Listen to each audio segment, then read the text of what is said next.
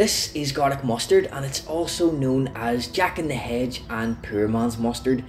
Its Latin name is Alliaria petiolata, and the first part of that name, or the genus name, is Alliaria, and this means to resemble an allium. Now, the alliums are a group of plants that are made up of hundreds of different species, and these species include things like onions and scallions, shallots, leeks and chives. And a characteristic of these plants is the aroma that they give off, and this plant garlic mustard gives off a very similar aroma, so that explains the first part of that Latin name. The second part of that Latin name, petiolata, means with the leaf stalk, and the reason why this is important is if we refer back to the first part of that Latin name, which was Alliaria, or resembling an allium. Most alliums have leaves that grow around the base of the plant and not on an actual leaf stalk. So really the Latin name is saying that this plant is similar to an allium but with leaves that grow on stalks.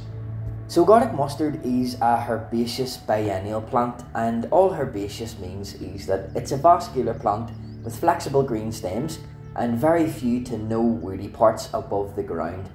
And when we say biennial, it simply means that the plant generally takes 2 years to complete its life cycle.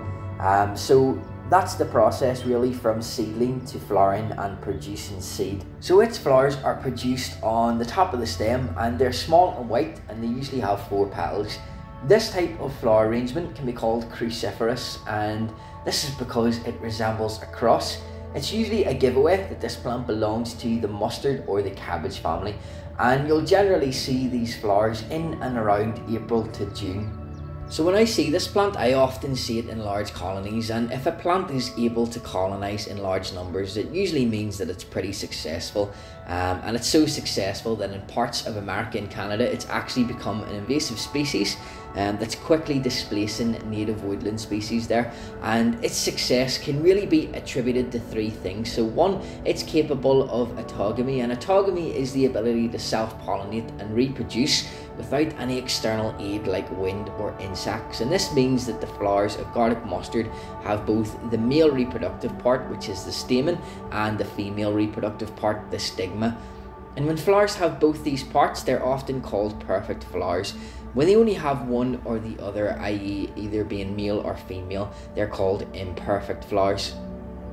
So the second reason for this plant's success is its ability to produce a lot of seed, and in this case a lot of seed is an annual seed rate of 15,000 seeds per metre squared. The third and final reason is its rapid growth during the second growing season.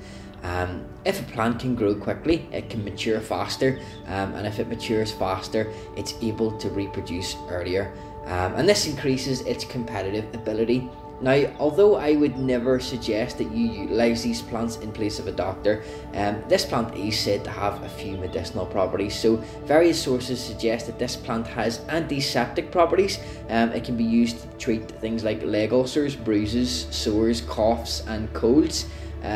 It may also even be used to clear a stuffy head, encourage some sweating, and it's apparently a cure for colic and kidney stones.